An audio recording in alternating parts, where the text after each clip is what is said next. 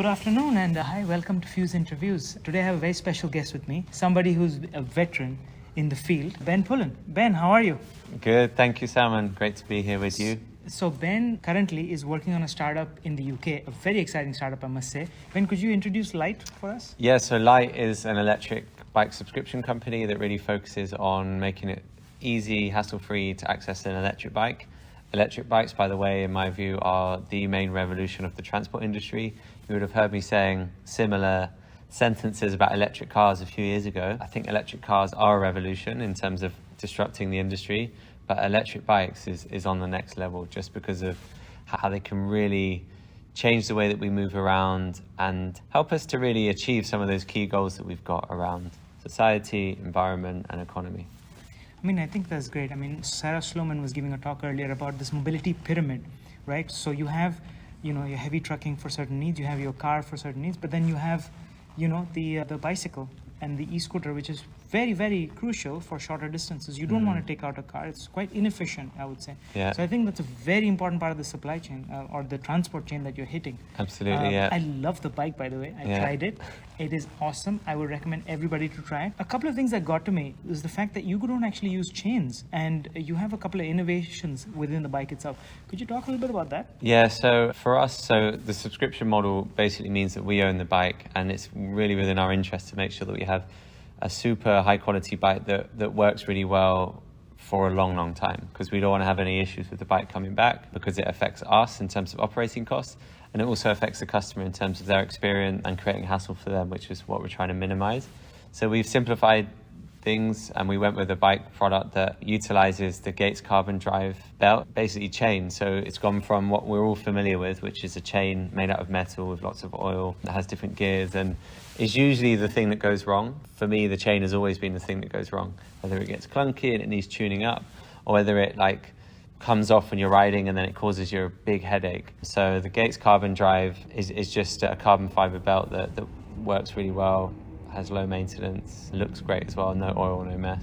No, I think it's awesome the way that the whole design, like I said to you, it looks like one of those premium Dutch bikes. So I really, really like the ride that I took, and I really like the look of it as well. Can you tell us a little bit about how those subscriptions are structured?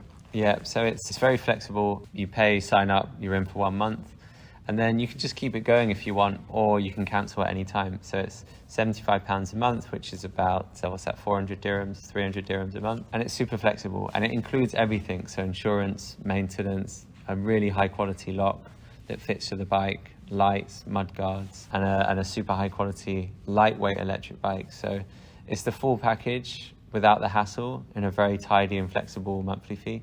That's awesome. I mean, I love it, and I wish you the best of luck for this part of it. But you're not just doing this. I mean, you have had a repertoire of work that you've done, not just in the UK, but also in the UAE, especially one that I've been to, in fact, back in 2017 and 2018, the electric vehicle road trip in the UAE. How has that been, How was that experience for you? Yeah, it was a really incredible learning journey. And I came into that world through electric cars. I drove an electric car. I was very keen on how we could change the way that we use energy, and I saw the electric car and drove it in 2013, and I was just like, wow, this is going to change the world, and that this technology, more people need to see it. So I launched the electric vehicle road trip event in Europe, then in the Middle East, and in Africa, and it was really about raising awareness, educating the market, and getting as many people in terms of consumers, but message amplifiers like media, influencers, and government to see it, to become aware of it, to try out the cars. And so yeah, we ran this road trip. Something that evolved alongside that was the conference side of the business.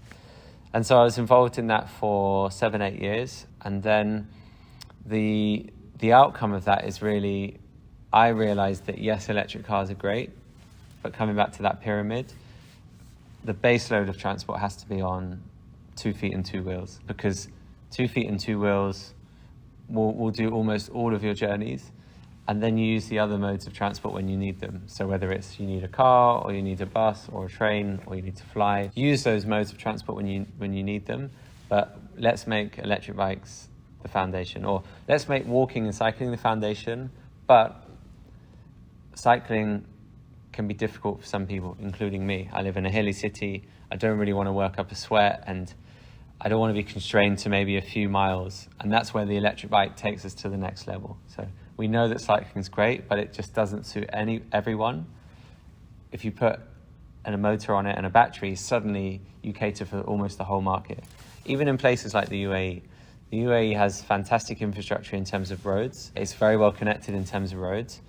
Just imagine if there was really good cycling lanes attached to that. You could very easily cycle from the sustainable city to Media City into Barsha Heights and all of that. So it doesn't matter where you are in the world. I think electric bikes can really serve the people well. And it's just a case of shifting that mindset and embracing it. I think I love that idea. There's been a lot of movement actually, and since you've started in the UK as well, in the UAE they've put down a lot of bike paths that now connect major areas. I think you can pretty much do Qudra to Burj Al Arab now. True. However, as you rightly said, this needs to be not just for recreation but also transport for people doing real, office to home commutes and commutes to the supermarket and things like that. So I think there's definitely a way to go, but we're already seeing the changes, and I think that a subscription like yours might be the way that Dubai is looking for. What do you think is the future of the kind of light bike, I would say, in a country like the UAE? Yeah. I think a similar bike could be used there. Depends on the final ranges, because what we know about the UAE is the distances are so far for everything, because it was built across like a very vast area.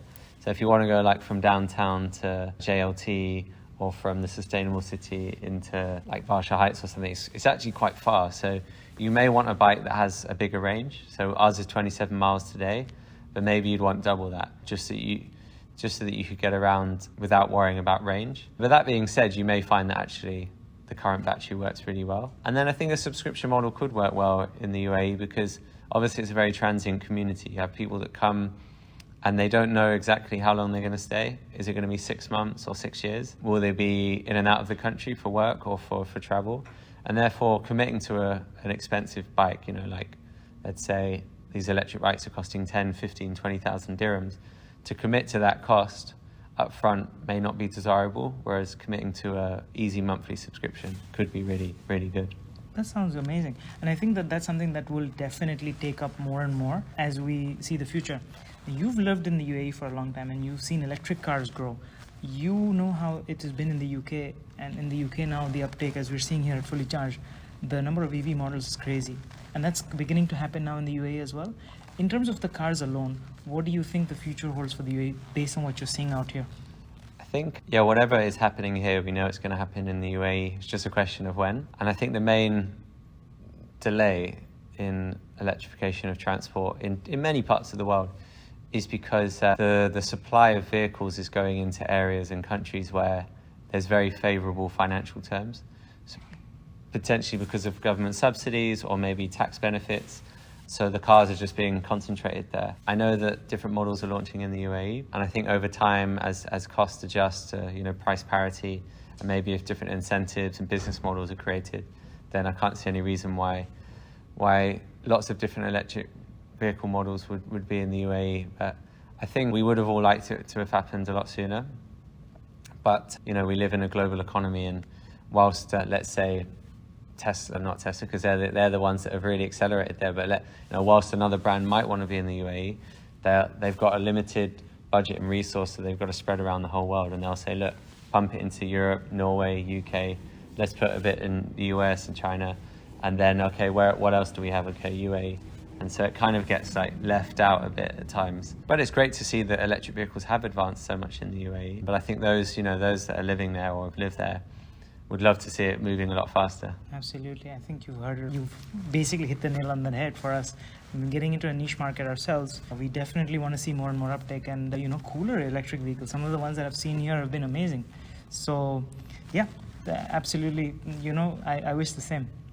Ben, it's been a pleasure. Thank you so much. How do people follow you, and how do people maybe get in touch with you if they're interested? Would you be able to give some details out? Yeah, great. Thanks. So I'm very active on Twitter and LinkedIn. So I'm Ben Pullen. Twitter is Ben Pullenergy, which is a really hard Twitter name to find. But Lyte, our business page, is a lot easier. So Lyte, Lyte. And yeah, you'll be able to follow us on all the social platforms there. Okay. Well, thank you so much for your time, Ben. Thanks, Salman. And great work with what you're doing as well. Thank you so much. Such a cool area.